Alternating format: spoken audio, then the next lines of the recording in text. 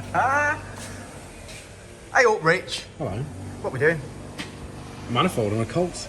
Manifold on a Colt. Well, actually, a few bits on this Colt, to be fair. We've done rear disc and pads, which is generally delightful on these because the rear carriers have a 50 Torx bolt in them, which obviously not anymore. Even when they were, even when they were relatively new, they'd eroded away to nothing. So obviously, by the time we're getting some of this age, there's nothing left. So yeah, a little bit tricky on them. Loads of heat. We did actually have to weld a bolt into one of them to get it out. Nice. Yeah, so a bit of a faff there, to be honest. It was mainly the exhaust was rattling, which is quite common on these. Scorpion system, they're sleeved together sections and they tend to move. A little bit of a tack weld from you then. Up, so we've put it all back in line and tacked it so it doesn't move again. Then we've moved on to doing a manifold. So there's the old manifold. That's the old manifold out. Yeah. Condition? Yeah, not too bad actually. To be fair, like actually a little bit of a crack around the top there, which is common, isn't it? Especially as they're getting a bit older now. New one going on, Dynodaze. Yeah, lovely new 4-branch going on. The not too bad a job in itself, but generally this front stud's the one that's the real pain. The stud itself is probably about 10mm longer than that. Sometimes you can get them to come so far off, but it generally picks the thread up.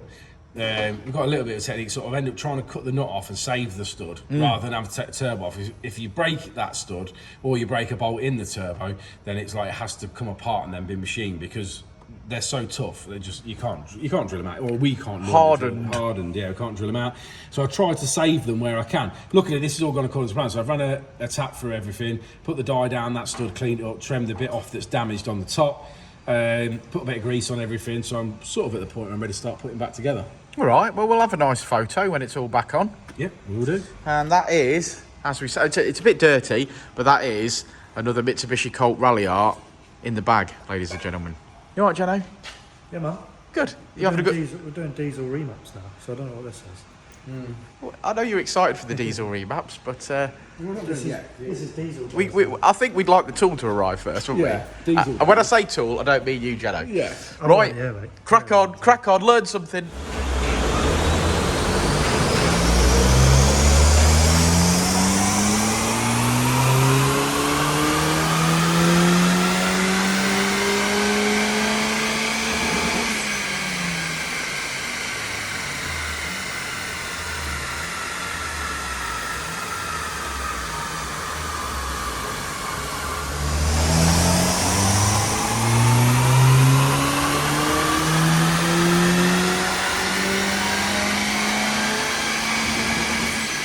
Okay, so the Colt Ralliart, Richard and Jensen have been fitted and manifolded, it's on. We've also done a power run on it this morning. There you go, look, nice and shiny. As if by magic. As if by magic. As you can hear in the background, Jensen's busily working away on an FN2 that's having a timing belt and valve clearances and a map and things like that. But Rich, how did you get on with this then? Pretty straightforward. Yeah, pretty straightforward. Not the nicest job on the Colt. No. It's a bit tight in there and it's a bit horrid. Those front studs, like we explained yesterday, generally be the worst part of the job, you know what I mean? But yeah, overall, okay. Yeah, just literally, it was a manifold, really. It was a manifold and some rear brakes, weren't it? Yeah, now the customer thought that, and an exhaust. Well, I sort the exhaust like that, yeah. Yeah. So the customer thought it had been bench mapped, but in fact, we think it hasn't, because if you look at this graph here, we've just power run it, and it's made 173 brake horsepower.